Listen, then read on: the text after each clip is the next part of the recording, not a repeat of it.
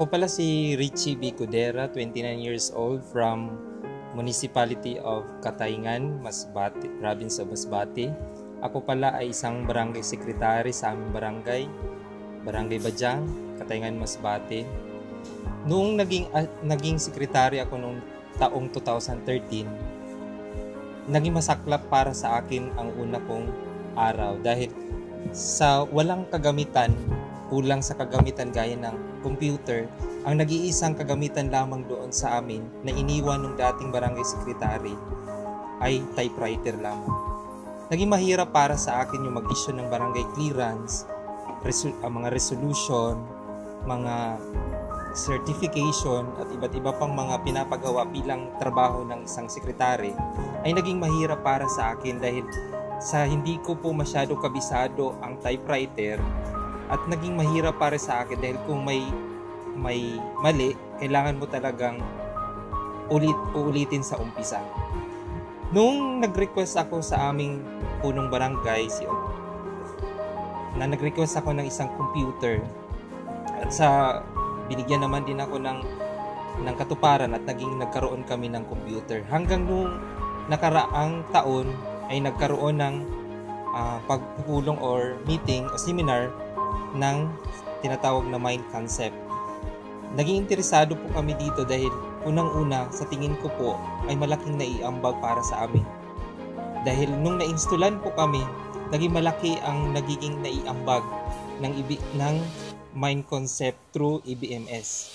Dahil po, aside sa income namin, naging mapaganda yung mga bawat gaya ng certification namin, ay naging maganda ang outcome at ang karamihan sa amin ng mga taga sa amin, malaki ang kanilang pagbigay ng halimbawa dahil maganda na ang aming barangay clearance, naging parang kaya-aya ng tingnan at naging formal na ito dahil tulad ng dati na ini-issue ko po ay talagang hindi lang malinis, marumi talaga at marami pang mga mali-mali.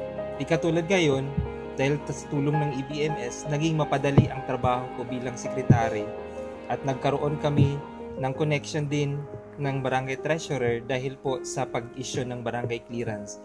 Dahil hindi ko po ini-issue ang barangay clearance kung wala rin pong UR na inalagay doon sa hinihingi ng bawat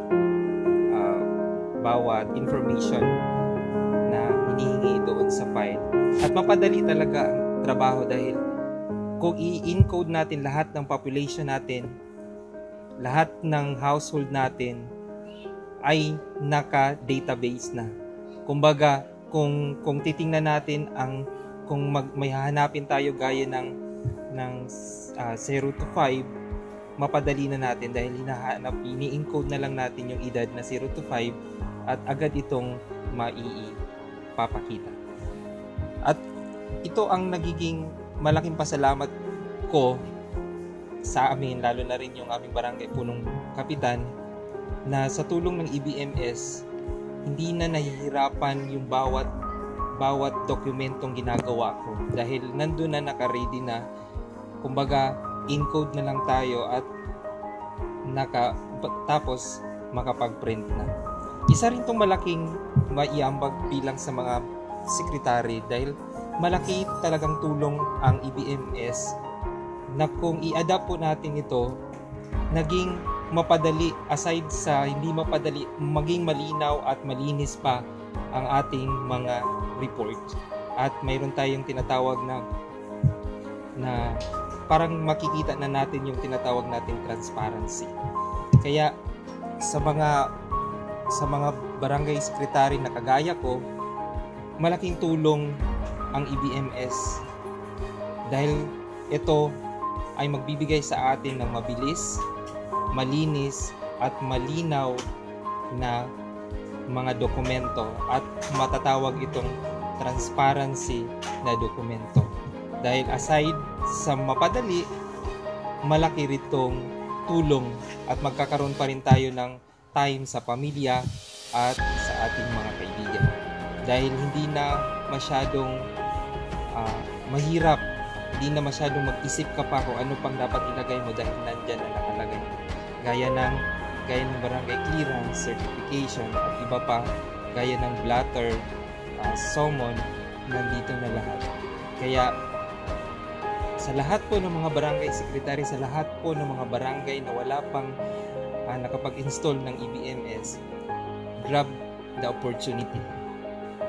Dahil tayo mismo ay matutulungan ng EBMS dahil sa teknolohiya ngayon. So, mapadali ang trabaho natin, malinis pa at malinaw.